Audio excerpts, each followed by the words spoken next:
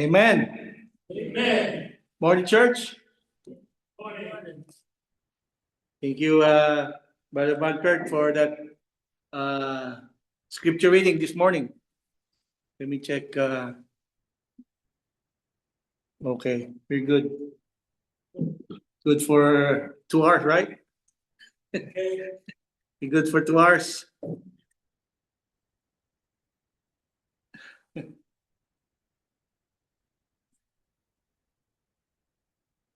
Brother Richard left already.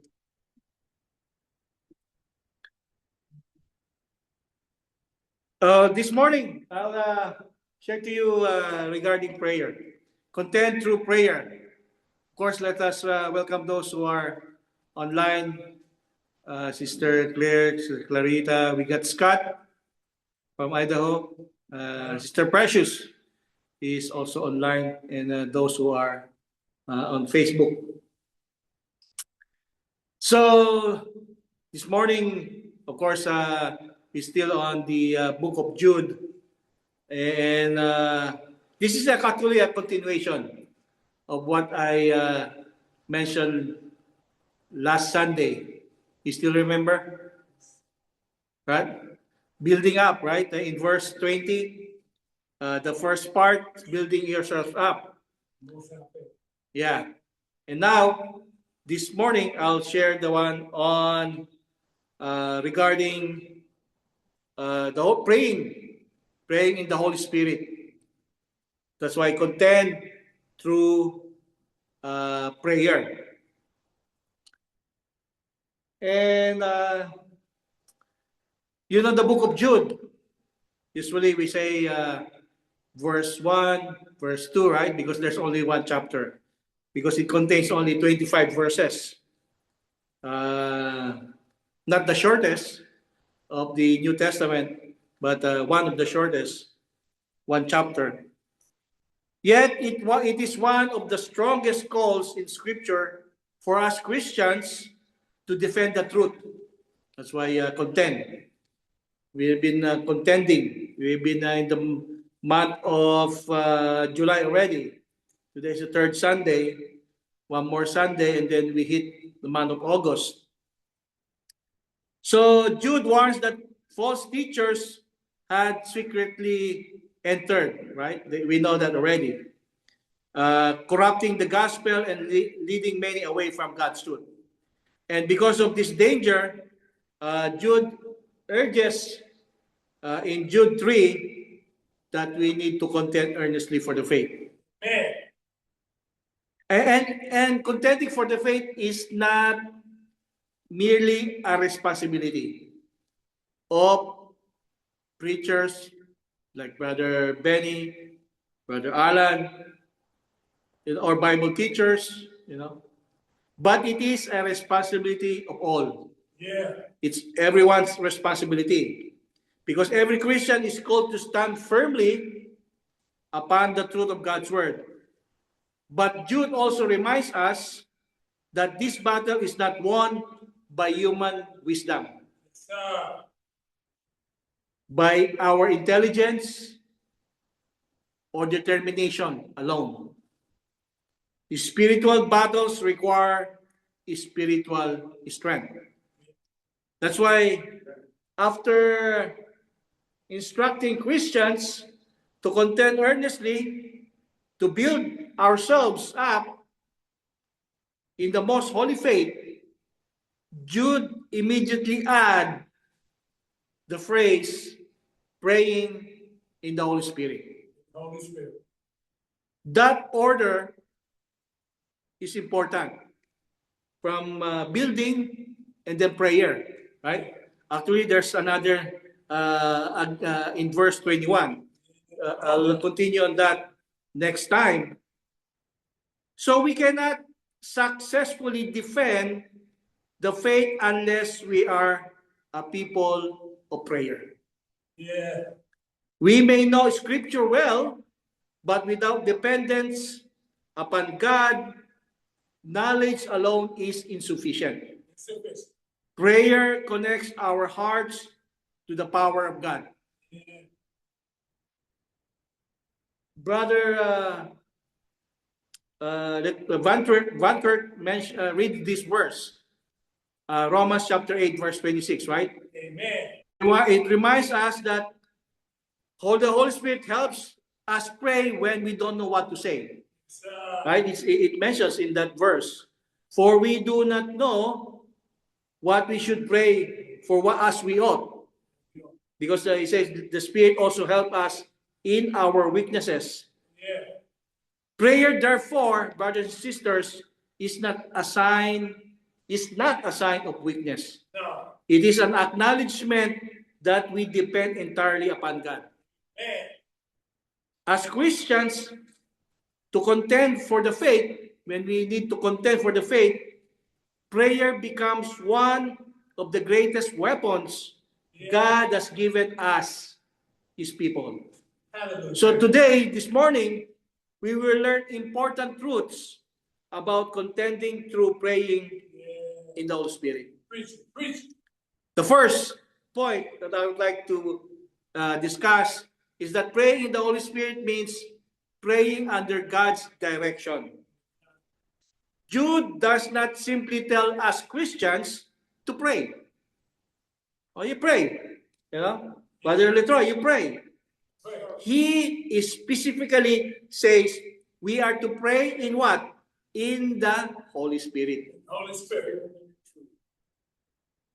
Some misunderstand this expression, believing it refers to mystical experiences or emotional feelings. No. But throughout the New Testament, the Holy Spirit works through the revealed Word of God to direct Christians Yeah. into truth. Just for example, in John 16, verse 13, Come on, man. Jesus promised his apostles, He, who's that He? The Holy Spirit, will guide you into all truth, Jesus said. Yeah. So today, that revealed truth has been preserved for us where? Amen. Hallelujah. In the scriptures. Right? 2 Timothy chapter 3, 16 and 17. All scripture is inspiration by God. Yeah. So to pray in the Holy Spirit means our prayers, just hold on, it's coming in.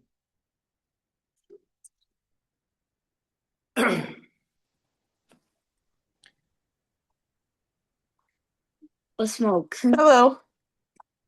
I have to meet you, okay? Sorry, I have to meet you. Yeah.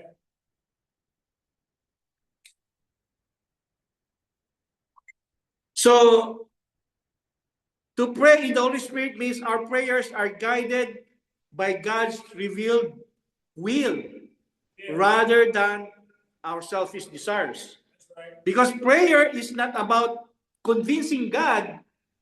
It's not convincing God to fulfill our wishes, right? Prayer is about aligning our hearts with His will, not our will. Yeah. That's why, Lord, give me a nice car. It's not like that. That's not your prayer. You know? It has to be based on His will. Jesus demonstrated this perfectly in the Garden of Gethsemane, Come on, man. facing the agony. Oh, I don't have that one.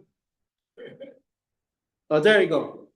Facing the agony of the cross, He prayed, nevertheless, not my will, that as you will. Right? Yeah. Notice that Jesus honestly expressed his desire, yet he completely surrendered himself to the Father's will. Amen. So that's why when we pray, if you notice some of those who pray here, not my will, but thy will be done. That's what we say. Sir. Right? That is spirit-led prayer. Many times, brothers and sisters, our prayers focus only on the physical blessings. Better health, right? Yeah. That's good, right? That's not bad. Financial needs, success at work, or relief from difficulties, right? While God certainly invites us to bring these concerns before Him, He wants that, right? Yeah. Scripture consistently places greater emphasis where? Upon spiritual needs. Spiritually. Spiritual needs. Yeah.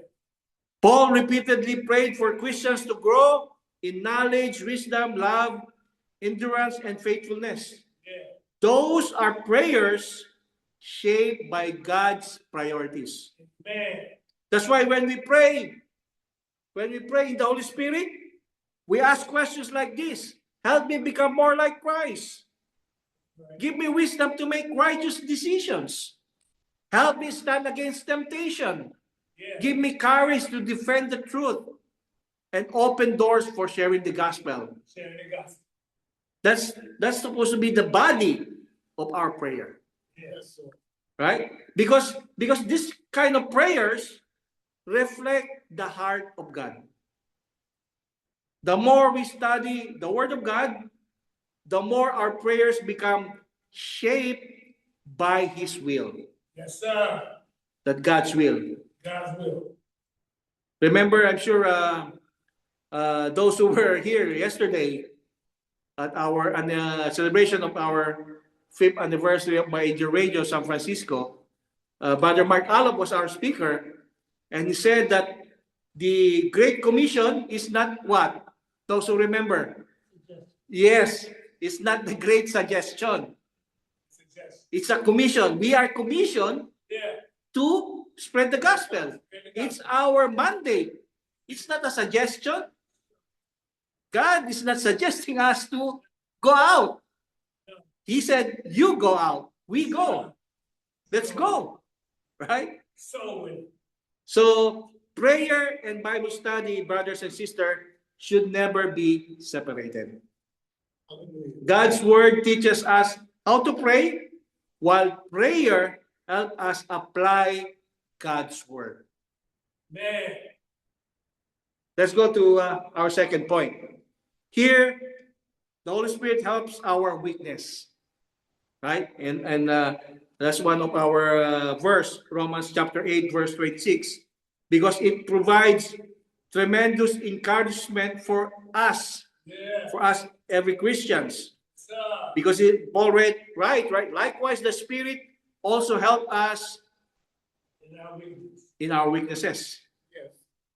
Notice, brother and sister, Paul does not say Christians never become weak. No. He didn't say that, right? Even mature Christians experience moments of discouragement, confusion, fear, and uncertainty. Sometimes we simply do not know what to pray. Amen. A parent watches a child suffer. A family loses someone they dearly love. A faithful Christian receives a frightening medical diagnosis. A congregation faces division. At those moments, brothers and sisters, we struggle to find the right words. Yes. That's why Paul acknowledges that reality. We do not know what we should pray for as we ought. Yeah. But those words, how comforting it is to know that God understands our weakness. Right? Because they say the Holy Spirit help us. But don't you know that Romans 8:26 is one of the most often misunderstood passage? Come on now. Some imagine that the Spirit gives Christians miraculous words or unknown languages during prayer. That's not what it says. But the context emphasizes God's understanding of the Christian's sincere heart. Take note the next verse 27. Romans 8:27, it says, He who searches the hearts knows what the mind of the Spirit is. So it means God understands what we cannot adequately express. Yeah. It's not putting words into our mouth and suddenly we say something that the Holy Spirit help us. No, that's not the right what the passage is talking about. No. Even when our words are incomplete, confused, or filled with tears, Yeah. our Heavenly Father knows exactly what His children need. You know. I'll give you an example. Hannah. Right? Consider Hannah. For years, I'm sure you know her story, right? I'm sure you know her story. Yeah. For years, she longed for a child, right? Yeah. Her sorrow became so overwhelming that when she prayed, what happened? No words could be heard. Yeah. Does that mean that the Holy Spirit will tell you something? No. That's not what the passage says. No. What happened was only her lips moved. And what happened? There was a priest, right? Yeah. And he assumed she was what? Drunk. Because he was just saying something, Yeah. just moving her lips. But that's not the Holy Spirit, right? But what happened? God knew her heart. That's what happened. Yeah. God answered her prayer by giving her Samuel, right? We know that. That's why sometimes, brothers and sisters, we think effective prayer depends upon beautiful language. No. It does not. No. God is not impressed by eloquence. No. He desires sincere hearts. Good. Jesus warned against empty repetitions and prayers Yeah. offered merely for public attention. Yeah. Right? We can read that in Matthew chapter 6. Simple prayers offered from faithful hearts are precious before God. Yes, sir. The Holy Spirit strengthens us when words fail. Yeah. He reminds us that we are never praying alone. That's what it says. Yeah. Our Heavenly Father fully understands us, His children, because the truth gives tremendous confidence in prayer. Amen. Let's go to our third point. Preach. The prayer demonstrates complete dependence upon God. Hallelujah. Prayer is one of the clearest expressions of what? Humility. Humility. Because people who depend upon themselves seldom pray. Right? That's right. Seldom pray. Yeah. People who realize they need God pray continually. Continuously. Jesus said this in John 15 verse 5, without me, you can do nothing. Yeah. Notice, brother and sister, he did not say, Jesus did not say, we accomplish only little without him. No. Right? What did he say? He said, we can do nothing without him. Amen. So the Christian life cannot be lived successfully apart from God's strength. The battle against temptation cannot be won by willpower alone. No. Right? That's why we say, oh, that's only positive thinking. No. It's not positive thinking. No. False doctrine cannot be defeated by human intelligence alone. Faithfulness cannot be maintained merely through determination. No. We need God every We day need God every to win day. it. Yes. I'll give you a good example. Yeah. I'm sure you know him, right? Like Brother Barker, Yeah. Jehoshaphat, right? I'm sure you know him. So he's a good example. Remember when three enemy nations, right? Surrounded what? Judah. Surrounded by Judah. He admitted before all the people. I don't know if you notice 2 Corinthians chapter 20 verse 12. It's in there. But he said, nor do we know what to do, but our eyes are upon you. Yes, Lord. Yeah. That's what he said. Yeah. That is dependence. Depending God to win the battle. Yeah, remember, they are surrounded by three nations, three countries. Yeah. Judah, it's small. If you look at the map today, how big is Judah? It's small. Instead of trusting military strength, Judah trusted God. Amen. And what happened? The Lord fought for them. Yeah. Likewise, brothers and sisters, we as Christians face spiritual enemies as well. Yeah. Come on now. Right?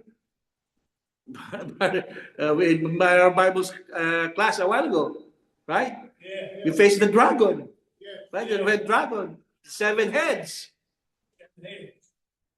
Satan seeks to deceive. He deceived ever since in the Garden of Eden, right? He already deceived. Yeah. That's his number one go-to method. Yeah. The world pressures us Christians to compromise. False teachers distort God's truth. Our own flesh struggles against God's will. The question is, how can we stand? Understand. How can we stand from that old serpent? Yeah. Not by confidence in ourselves, but confidence in God. Yeah. God. I don't know if you the sermon the message yesterday. What was that Greek word? Entheos. Entheos. That's the Greek word for the original. Actually, he said for enthusiasm. We must have that confidence. Entheos means that God with us. God with us. Yeah. Prayer reminds us daily that victory belongs to Him. I'll try to put it on YouTube so that you can watch it. Yeah. Yeah. Put it on YouTube. Prayer reminds us daily that victory belongs to Him. Prayer changes our perspective. So because instead of focusing on our problems, we focus on God's power. Amen. Instead of becoming overwhelmed by obstacles, we remember His promises. Instead of trusting ourselves, we trust our Savior. Yes, sir. That is why prayer must become a daily habit rather than an emergency response. Yes. Daily habit. You don't go to prayer when you want to go to the ER. You know, it must be our habit, daily habit. Because too often we pray only when life becomes difficult. Yeah. Yet the scripture says, pray without ceasing. Pray without ceasing. Prayer should become the continual attitude of a heart that constantly depends upon God. Depends on God. Prayer, next point is, prayer is one of the Christian's greatest spiritual weapons. Paul described the Christian life as a warfare, right? Spiritual warfare. Where can we find that? Very good. I should have said exempted you. Exempted. You're exempted, Barbeni. Yeah, the armor of God. Armor of God. You know, what can we see from the armor of God? The belt of truth, right? The breastplate of righteousness, right? The shield, the shield of faith, the helmet of salvation, the sword of the Spirit. But take note, immediately after Paul describing the armor, in verse 18, come on now. Ephesians 6:18, he says, praying always with all prayer and supplication in the Spirit. In the Spirit. So you see, brothers and sisters, prayer is inseparable from spiritual warfare. Imagine a soldier wearing armor but refusing to communicate with his commander. Imagine, I'm sure most of you are veterans here. Yeah. He may possess excellent equipment, but without communication, he is what? Vulnerable. It's cut off. Likewise, for us Christians, we may possess knowledge of the scripture, but without prayer, we become what? Spiritually weak. Yeah. Yeah. Prayer prepare us for temptation. Remember, on the night Jesus was betrayed, Yeah. he told Peter, James, and John what? Watch and pray lest you enter into temptation. But sadly, what happened? They slept instead of praying, right? Instead of praying. Because only a few hours later, what happened? They scattered. They ran away already, Judas. right? Prayer strengthens Christians before temptation arrives. Amen. Right? Prayer, it strengthens us before temptation arrives. Come on now. The early church understood this principle. In where's this? Let me Acts chapter 4. Acts chapter 4, by the way. Right?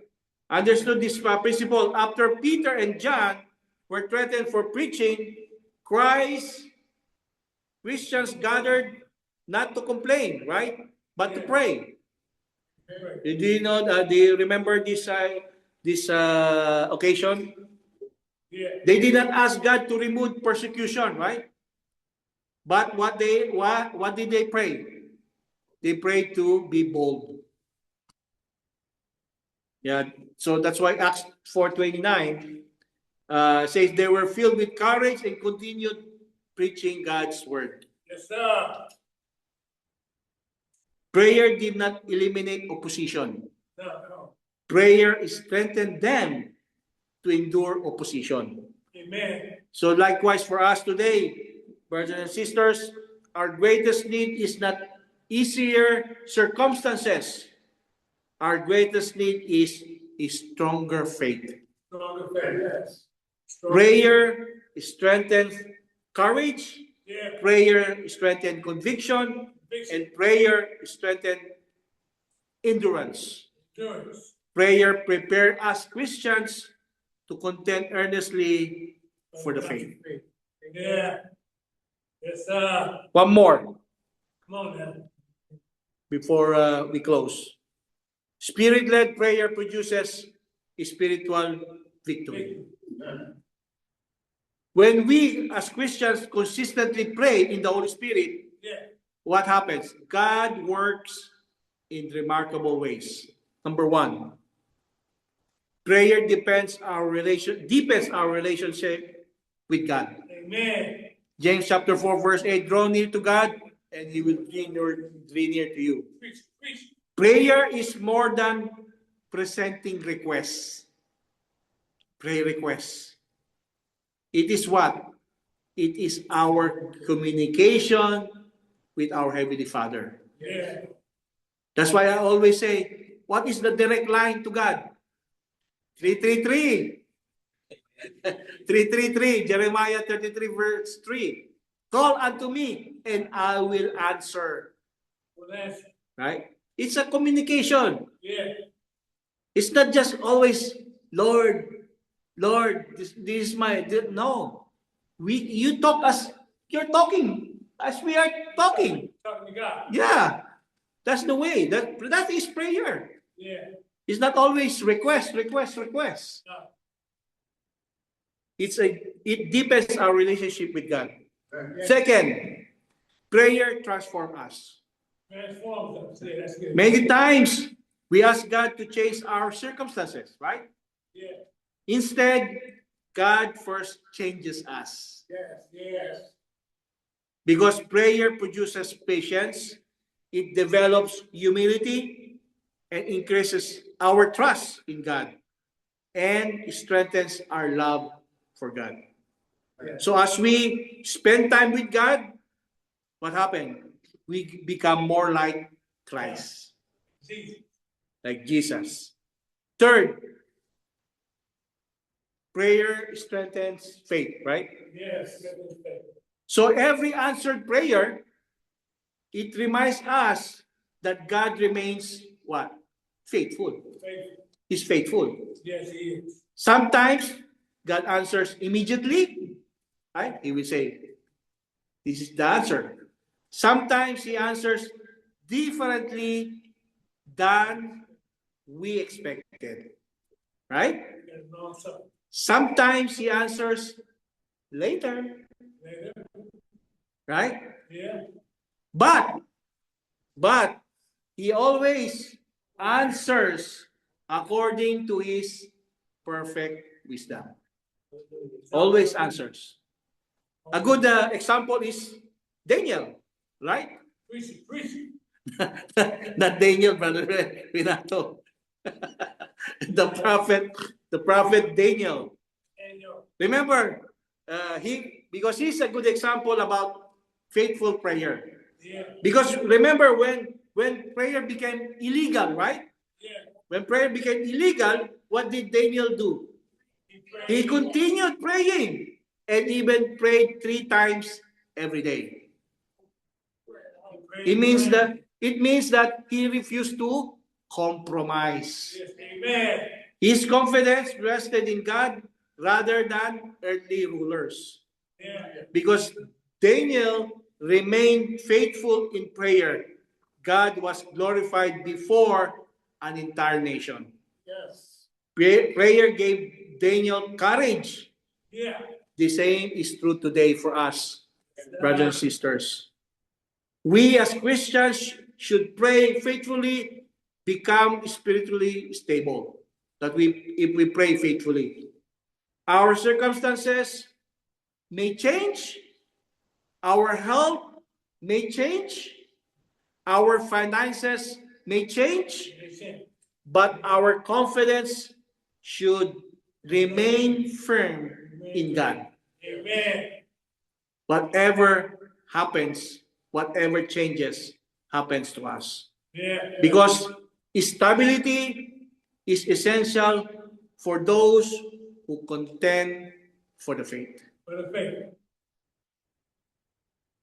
That's like in conclusion, I'll just repeat what Jude command, a simple command, right? Come on, man. Praying in the Holy Spirit. Holy Spirit.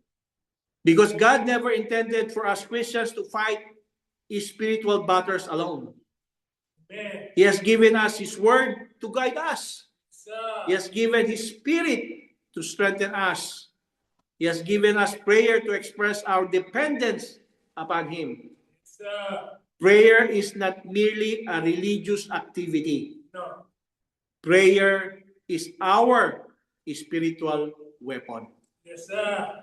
Because when we pray according to God's will, Come on now. we become stronger, right?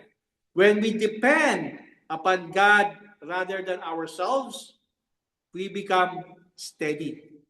Steady. When we continually seek His strength, we are better prepared to defend the faith once delivered to the saints. Yes, sir. So let us be Christians, brothers and sisters, who know the scriptures well, but who also kneel before the throne of God. Amen. Because a church that studies diligently and prays fervently will be equipped to stand against error, endure trials, resist temptation, and glorify Christ in every circumstance. In every circumstance. Of course, a message without an invitation is not complete. That's right. So this invitation, an offer invitation for those who haven't obeyed the gospel. Remember,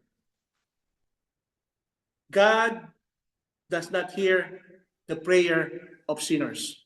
No. That's why there's no sinner's prayer, right? That's one of the false doctrine that we need to contend. Come on now. A lot of people says, put your hand on the television or pray with me, repeat these words after me. And after that, when you say amen, you're now saved. No. That's a false doctrine. It's a false doctrine.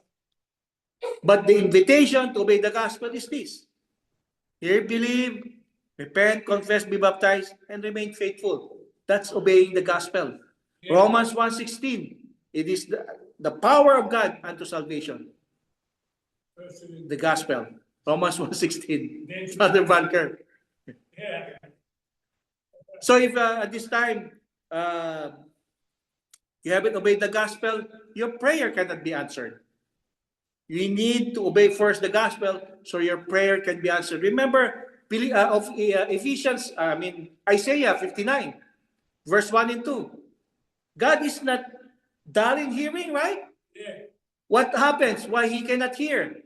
Because our iniquities has separated us between us and God. We need to remove that sin so that we come into that relationship with God to obey the gospel. So at this time, if you haven't obeyed the gospel, this is the offer of invitation. And if you're already a Christian, and if you're not praying fervently, this is also the time to come forward. Whatever your need is, let us all stand as we sing our invitation song.